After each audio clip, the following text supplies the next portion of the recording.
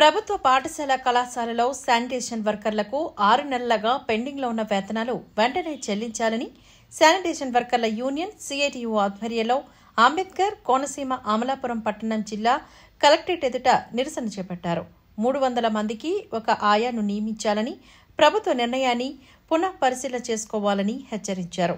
కనీస వేతనాలు 26,000 రూపాయలు చెల్లించాలి, ఉద్యోగ భద్రత కల్పించాలని తెలిపారు.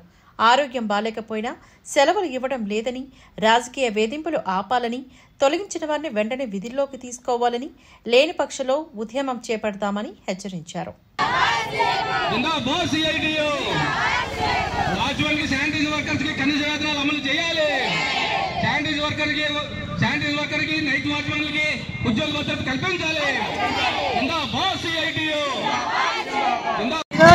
డాక్టర్ బిఆర్ అంబేద్కర్ కోనసీమ జిల్లా కలెక్టరేట్ దగ్గర సుమారు ఈ జిల్లాలో ఉన్న శానిటేషన్ వర్కర్లు అంటే స్కూల్లో పనిచేసే శానిటేషన్ వర్కర్లు సుమారు ఇక్కడ దాదాపు 200 మంది ధర్నా చేస్తున్నారు. ప్రధానంగా వీళ్ళు డిమాండ్స్ ఏంటంటే ఈరోజు 6 నెలలుగా వీళ్ళకి వేతనాలు లేవు.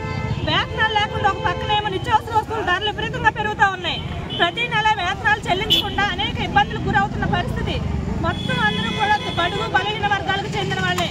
అలాంటి పరిస్థితుల్లో ఇవాళ ప్రభుత్వం ఏమో గొప్పగా మేమందరికీ అన్నీ చేస్తామని చెప్పింది, సూపర్ 6 అంటుంది. కానీ వీళ్ళకి మాత్రం 6 నెలలుగా వేతనాలు లేకపోవడం వల్ల అనేక ఆర్థిక ఇబ్బందులు గురవుతూ ఉన్నారు. తక్షణమే ఈ పెండింగ్ వేతనాలు చెల్లించాలని చెప్పి, అలాగే మూలిగే నష్టమే తాటికాయ పడిన సందంగా ఇవాళ కూటమి ప్రభుత్వం వచ్చిన తర్వాత అనేక చోట్ల ఆయాలను తొలగిస్తూ ఉన్నారు. ఈ తొలగింపు లాభాలని, అలాగే పెండింగ్ లో ఉన్న వేతనాలు చెల్లించాలని, ఉద్యోగ భద్రత కల్పించాలని, శానిటేషన్ అవసరమైన పరికరాలు పెనాయిలు ఇవ్వాలని చెప్పి, అలాగే వీళ్ళకి ఏమైనా అనారోగ్యాలు వస్తూ ఉంటే కనీసం సెలవు కూడా ఇవ్వాలని చెప్పి చెప్తా ఉన్నారు.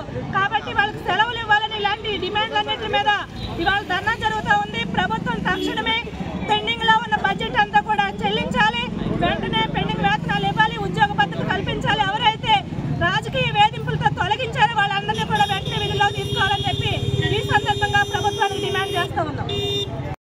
వేసవకాలం కూడా నెలలో కనీసం ఎక్కడికి కూడా మాకు వెళ్ళడానికి ఉండట్లేదండి. నెలలు కూడా రోజు రావాలి, చూడాలి, స్కూల్ చూడటానికి ఎవరో ఒకరు వస్తారు చేస్తారు అనే మాట అంటున్నారు.